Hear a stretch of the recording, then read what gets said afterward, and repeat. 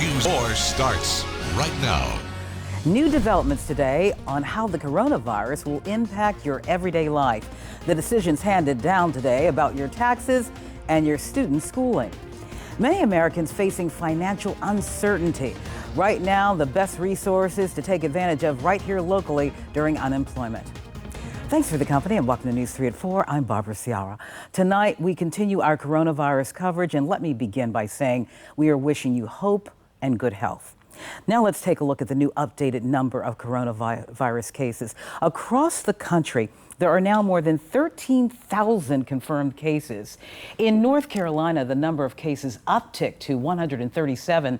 North Carolina also has confirmed 2 cases of community spread, and that means they cannot trace it back to its known source. And Virginia Governor Ralph Northam announced there are now 114 cases here in the Commonwealth. There are at least 30 additional Virginia test results pending, so that number is expected to grow. Americans now have an extra 3 months to file their taxes. To help stressed out Americans during this crisis, the Treasury Secretary extended the tax filing deadline today. Stephen Mnuchin announced tax day is being moved from April 15th to July 15th. Mnuchin said that he was acting at the direction of President Trump. Mnuchin also said Americans who owed refunds should file their taxes right now to get their money. He said the new deadline applies only to federal income tax payments, and it's up to individual states to set their own deadlines. Now, for school-age children, another big development. The feds announced students will not have to take standardized tests this spring.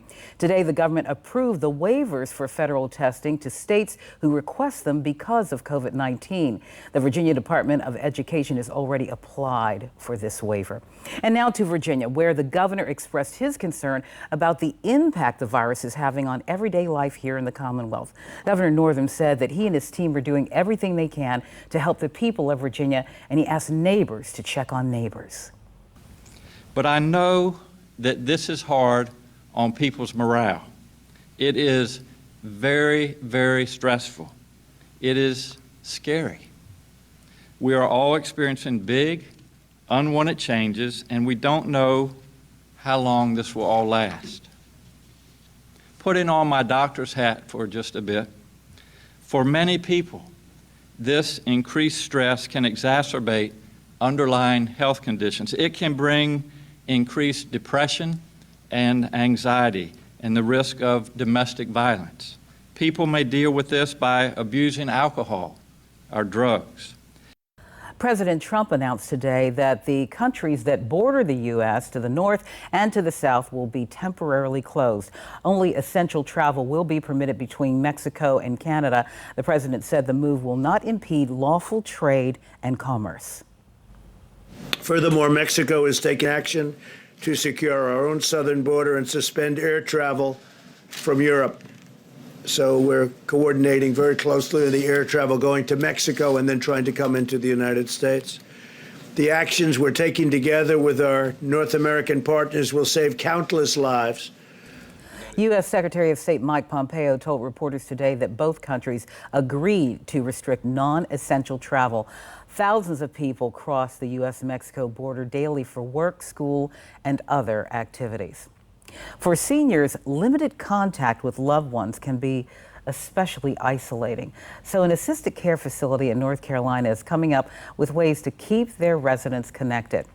During this national emergency, the Trump administration is encouraging those on Medicare to take advantage of expanded telehealth benefits.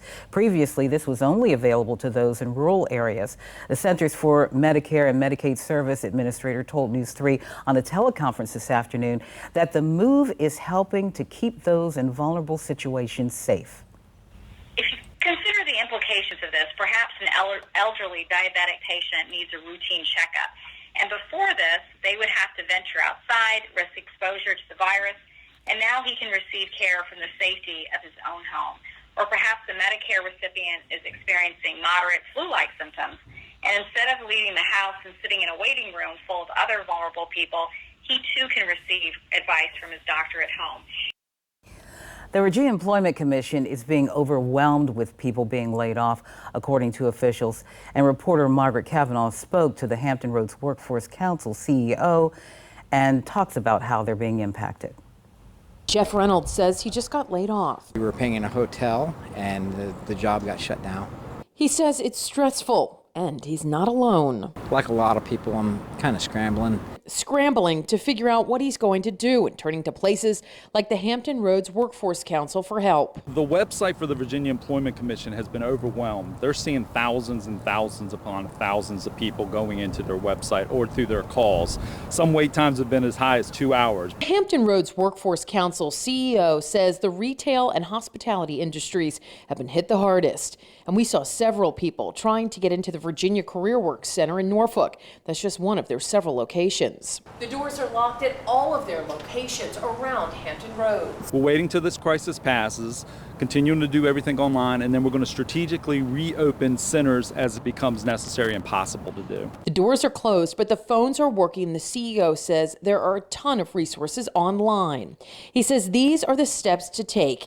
If you get furloughed or laid off, go to the Hampton Roads Workforce Council. There's all kinds of information there.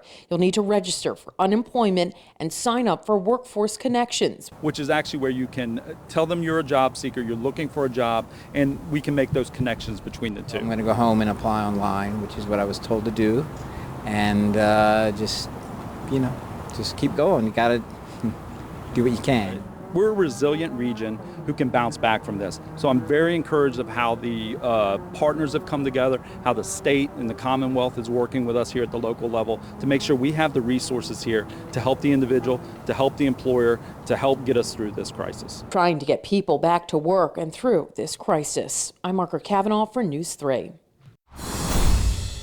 Everything in this room is what one bride picked out for her destination wedding and hometown celebration. Unfortunately, all of it has come to a halt due to the coronavirus. We'll share her story coming up. Restaurants across Virginia are closing, and now local fish markets are taking a hit. I'm Erin Miller. Next on News 3, we'll tell you how you can help out. And we have been dry and very warm, breaking records across the region today. We'll have more on that. Plus, rain's moving our way. Is it going to be a rainy weekend? That answer for you coming up next. Living in coastal Virginia, many folks here love their seafood, but because of the coronavirus, it's another industry hit hard. Reporter Erin Miller speaks with local fish market owners about the stormy road ahead. Bottom line, it scares me because I don't know what tomorrow brings. Pocosin wholesaler Bill Forrest is facing a sea of doubt. I'm not going to say this is devastating me, but it could, and I know it will. The coronavirus putting a strain on his usually bustling business. Right now, I should be shucking all the oysters I can shuck to get ahead, but that's all shut down. Restaurants are closing, and the demand for fresh seafood just isn't there. A pinch coming at the beginning of crab season. Crabs are the best they would ever be. The only sad thing is everybody's scared. Bill says on a normal day he can bring in about 250 of these bushels filled with crabs, but these days he's only bringing in about half of that amount. A ripple hurting the employees and watermen who rely on the sales most. If everything shuts down, what am I going to do? You know, I mean, I've got 5 or 6 employees that got families. Just across town, Captain Harold's also hoping to stay afloat. Everything is super on the crabs right now. The main thing is getting rid of them is the next thing. I mean, if the virus affects it too much, the trucks will quit running. Another big hit coming from restaurant cutbacks, despite a flow of walk-in customers. They've had to curb the amount of seafood brought in so it doesn't go to waste. A sea of unknowns as these former fishermen navigate new waters. I'll be here long as they leave us open. In Pocosin, Erin Miller, News 3. Here's your first warning storm team forecast with meteorologist Maddie Kirker. Well, hey there, and happy Friday. What a beautiful day it has been from start to finish. And you know, we jumped into spring yesterday. Today, honestly, feeling like summer. So how are things looking? We just broke the all-time record here in Norfolk. We got to 88 degrees today. The old record, 84. We're tied right now in Elizabeth City at 87 degrees. Wallops Island shattered that record at 81, and Cape Hatteras a little bit on the cooler cooler side, but still just a very toasty afternoon. It really has been. Current temperatures still toasty. 86 in Virginia Beach right now, 87 Elizabeth City, 73 in Manio. Out across some of our inland spots, 86 right now in Wakefield, 88 degrees right now in Norfolk. So a warm afternoon. How are things shaping up for tonight? Well, it's going to be dramatically different when you wake up tomorrow morning. Notice this. The cold front's going to sweep through as we go to bed tonight, and some cooler air begins to fill in. By about 7 a.m. tomorrow morning, some spots on the eastern shore dropping into the 50s. We'll start things off at 7 a.m. around 60 degrees, but temperatures will be falling through the afternoon tomorrow. So by 3 o'clock, many locations flirting with the upper 40s. So it is going to be a noticeably cooler day with tomorrow. Your temperature trend over the next several days, normal high is 59. Tomorrow again, we'll start off at 60. We'll have falling temperatures though, so it will be a cooler day tomorrow. Sunday, again, many spots struggling to get out of the 40s, but as we head towards Monday, Tuesday, and then Wednesday of the upcoming week, some warmer air does make a comeback. All right, it's also been a windy day. This is one of the reasons why we've been able to feel so warm. Those winds coming in from the southwest, gusting upwards to 30 miles per hour today. Now that's going to be changing. Behind the cold front, the winds shift. So instead of coming in from the southwest, that tropical air, it's going to be cooler air. So it will still be kind of breezy tomorrow for your Saturday, and it's also going to be a cooler breeze as well. All right, out there right now, we are tracking a cold front at the moment. It does have showers, even some thunderstorms right along with it. This front will be moving through as we go through overnight tonight, and there will be increasing rain chances. So here you go. This is the latest forecast. For the rest of the evening, I think we're going to be dry. After 11 o'clock, we'll have a better chance of seeing some showers building in, and especially say 9, 10, 11 o'clock tomorrow morning, it gets pretty soggy. So kind of a rainy start to the weekend. This is noon tomorrow, that front slowly moving through. You can see by about 6 o'clock, still some spotty showers, but most of the rain moves out as we head towards Saturday night, and sunshine makes a comeback by Sunday. Are we expecting any severe weather? Because I do think we'll hear some rumbles of thunder overnight tonight. That answer is no. Yes, we could see some thunderstorms with perhaps some winds between up to 40 miles per hour, but I do think we're going to be staying below severe limits. Overall, we're going to be picking upwards to maybe 3/10 of an inch of rain. I don't think this is going to be a huge rainmaker through tomorrow afternoon, but there will be some soggy spots for sure. Rain chances for the next 5 days, up and down we go in those rain chances. And again, this is mainly early on in the day. Sunday, that'll be late in the day. We have the chance for rain, but I think we're certainly going to have a soggy day Monday, and then again as we head towards Wednesday. All right, so this is your day planner for your Saturday tomorrow. We'll start up at 60, and something you don't normally see around here. We'll have temperatures falling through the day. By midday, 56, 53 by the afternoon, and again, rain chances going down, but it will still be breezy. Winds out of the north tomorrow, 15 to 25 miles per hour. All right, this is your 7-day forecast, and falling temps tomorrow, a chilly day on Sunday, back to the 60s Monday, Tuesday, Wednesday 67. If you're missing the 70s, won't have to wait that long. Next Friday, around 73. Maddie, thanks. You know, for all of us, for all of you, this can be a stressful time, right? But staying positive during this time is key. Sports reporter Megan Plain spoke to a sports psychologist who shares some ways we can all look on the bright side. If you're looking to watch any live sporting events, this is what you get. Absolutely nothing. So for sports fans who are practicing social distancing and staying at home, they're left without their typical programming. Now, as Dr. Scott Sauter, a licensed clinical psychologist and board-certified neuropsychologist, tells us, that can certainly have a big effect on sports fanatics who are used to watching games as part of their normal routine. It does have a void of a person in their routine that they typically had, and then suddenly it's taken away from them. That would be distressing. So what are the doctor's orders? Well, while you won't be finding any live sports on TV anytime soon, turning to past sporting events can certainly be a huge help. For example, the UVA beating Florida State in 1995. When that program comes back on, people remember different memories that they had about that particular game or other types of events, a vicarious reinforcement, essentially, of those great times that you had by watching those different highlights. If you don't feel like watching old sports programming, Dr. Sauter has another recommendation. Fill that void with a new activity. And an outdoor activity could be beneficial, as many of us find ourselves working from home or spending an extended period of time indoors amidst the coronavirus pandemic. When that happens, there's a person feels inactive and they start to slow down. And so it's important to try to do something outside. And you could practice social distancing, but something just to get out and do something different. Dr. Sauter says that can be done a lot of different ways, whether it's going for a hike, on a jog, or if you're like me, going for a walk with your dog in Hampton Roads. This is Kevin, and I'm Megan Plain with the Chevrolet Sports Report. Ahead, healthcare workers are on the front lines for this pandemic.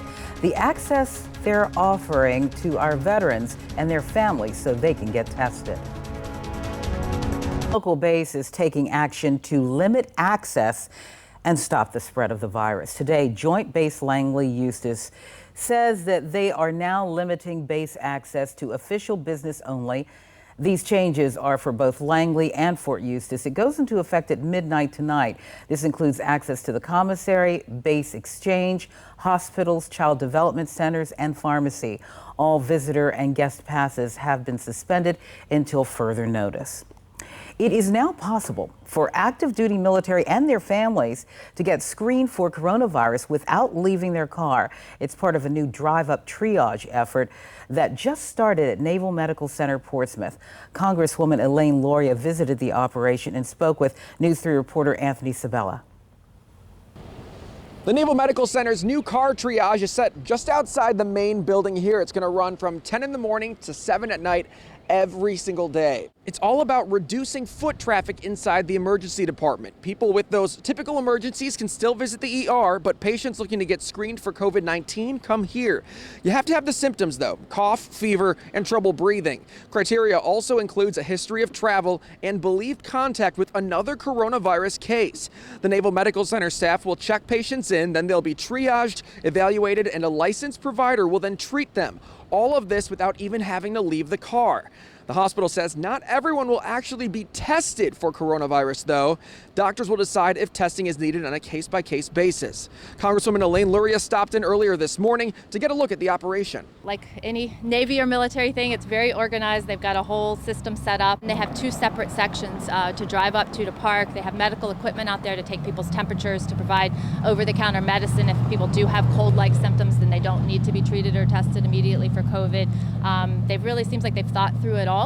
They just kicked it off today, and I'm sure that as they go, they'll continue to refine it and make it work smoothly for people. Now, Luria says of Virginia's coronavirus cases confirmed prior to today, 3 were tested right here at the Naval Medical Center. This new car triage, a way for folks and their beneficiaries, those military members, to come here and get screened for coronavirus without putting any of the other folks in the emergency department at risk. Here in Portsmouth, Anthony Sabella, News 3. And the Navy is also taking action during this coronavirus outbreak. All bases in our region have stepped up cleaning. They've also reduced manning public of their office spaces and have been encouraging teleworking wherever possible. The commander of Navy Region Mid-Atlantic told News 3 this afternoon they've also made changes to screening procedures at the gates. We've implemented what we call a no-touch policy for our military identifications at our gates. So our security forces are no longer handling the IDs, looking at them, scanning them, but not touching them to reduce any risk of transmission.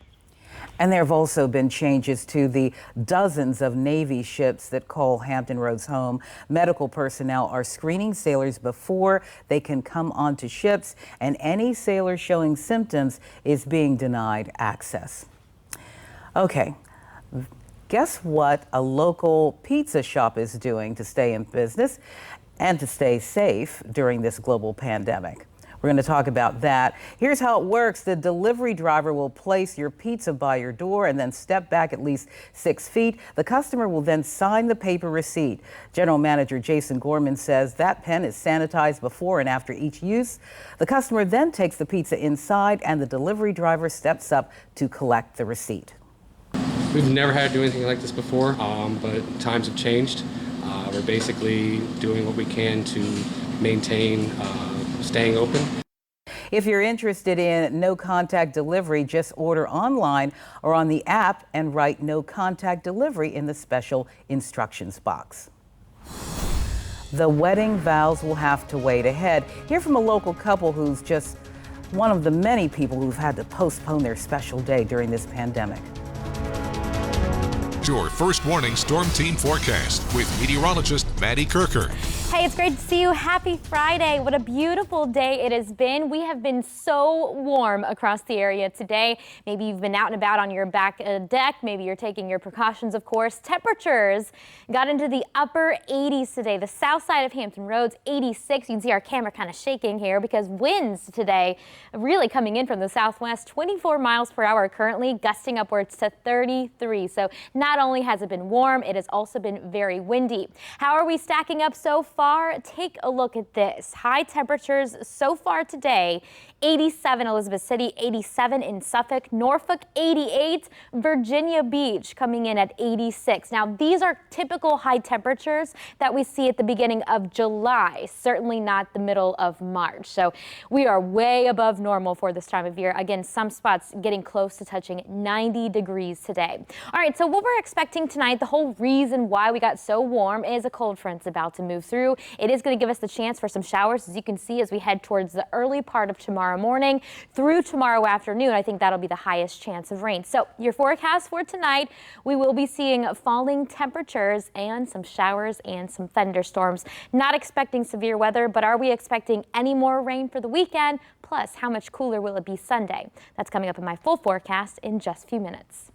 No one was sick. No one was traveling from China. But for brides planning to tie the knot this week, they were met with heartbreak. Coronavirus is putting a crippling hold on weddings. News 3 reporter Chelsea Donovan spoke to one bride on the peninsula who had to cancel 2 celebrations this week. This is my bouquet that my mom made. This is my mom's dress. Handcrafted memories, meticulous details. We got a dress for my other dog. Even coronavirus care kits for travelers coming from afar. Put your mask on. And most importantly, a dress fit for a princess. I just want to wear it. Mariah DeVito and Brian Greco were supposed to be on their way this week to saying I do. Instead, they're experiencing a new world full of don'ts. You don't really think that this would happen, like, on your wedding day. The Hampton couple had been planning their dream day for years. We really wanted to have like a big, beautiful ceremony. A small destination wedding was to be held in Vegas Thursday, with a big party back at home in Hampton tomorrow. It's been months of work. Monday, the couple realized their walk down the aisle would be forced to a screeching halt. It's a little airplane inside for everybody that traveled. We were flying out, everything packed, everything ready to go, everyone really excited. Instead, all plans canceled, all these details for their nuptials staying inside this room.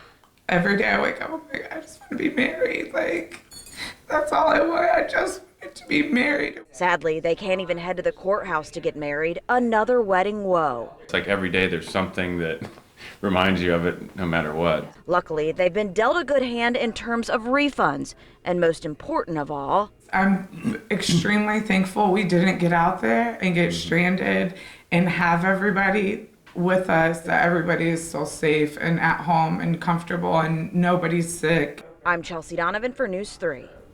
If you've lived in Hampton Roads long enough, you've probably made your way to the Renaissance Hotel in Portsmouth. The hotel is known for hosting large events and gatherings. This is video during its renovation project. But with a COVID-19 mandate that prohibits gatherings of 10 or more, the Renaissance is closing temporarily in order to comply. That's a hard hit to the hundreds of workers at the hotel. As business started to cancel or postpone, we've been having frank conversations with them all along. So it wasn't a surprise for the majority of them. But obviously, you know, once you hear that news and it's a reality, it's a tough pill to swallow. Yeah, the hotel normally stays busy with companies and associations booking months, even years in advance. The current mandate has forced many events to cancel altogether with no clear timeline on when things can be rescheduled.